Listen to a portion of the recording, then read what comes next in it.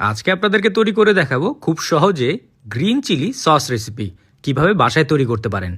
তো প্রথমেই আমরা নিয়ে নিব তেঁতুল, আর এই তেঁতুলের সাথে দিয়ে দিব সামান্য পানি। তারপর এগুলোকে আমরা ভিজিয়ে রাখবো 10 মিনিটের মতো। তারপর আমি নিয়ে নিব কাঁচামরিচ, একদম সবুজ সবুজ কাঁচামরিচ, ভালোভাবে ধুয়ে নিতে হবে। এরপর এগুলোকে আমরা ছোট ছোট করে কেটে নিব। তো আপনারা কে কোথা থেকে আমার এই ভিডিওটি দেখছেন অবশ্যই কমেন্ট করে জানাবেন। আমি আপনাদের সবার কমেন্টের উত্তর দিব, কারণ আপনাদের কমেন্ট পড়তে আমার খুবই ভালো লাগে।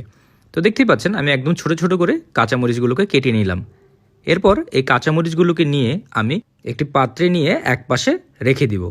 তারপর আমি নিয়ে নিব 2টি আলু। আপনারা হয়তো ভেবে অবাক হচ্ছেন আলুর ব্যবহার চিলি সসে কেন। এই আলু হচ্ছে এই চিলি সসের সিক্রেট ইনগ্রিডিয়েন্টস। তো আমি আলুগুলোকে ছোট ছোট করে কেটে নিব।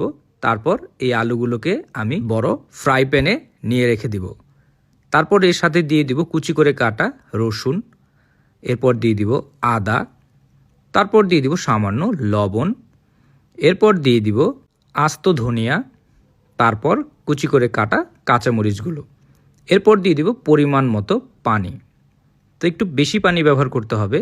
আমরা পানিগুলো দিয়ে এরপর এর উপরে আমরা দিয়ে দিব চিনি।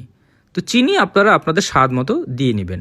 এরপর এই সবগুলোকে ভালোভাবে মাখিয়ে নিব। এরপর এগুলোকে আমরা সেদ্ধ করব। তো আমরা একে সেদ্ধ করব যতক্ষণ পর্যন্ত এর বলক চলে না আসে। যখন পানিতে বুটবুটি চলে আসবে বুঝতে হবে সেদ্ধ হয়ে গেছে।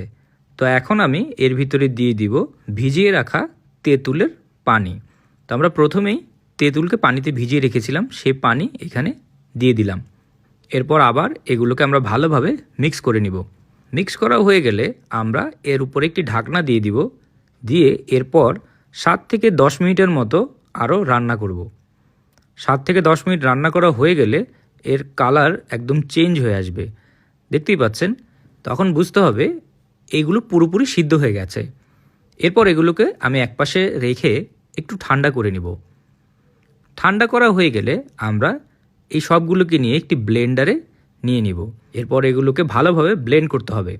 আপনার বাসায় যদি ব্লেন্ডার না থাকে তাহলে পাটায় পিষেও আপনারা সস তৈরি করতে পারেন। তো ভালোভাবে আমরা ব্লেন্ডারে ব্লেন্ড করার পরে এগুলোকে আমরা একটি ছাঁকনির সাহায্যে ছেঁকে নিব।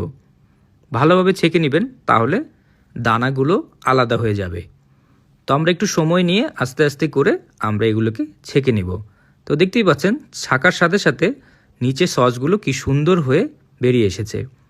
তারপর এই সসকে আমরা আরেকটু ভিনেগার অ্যাড করে রান্না করব।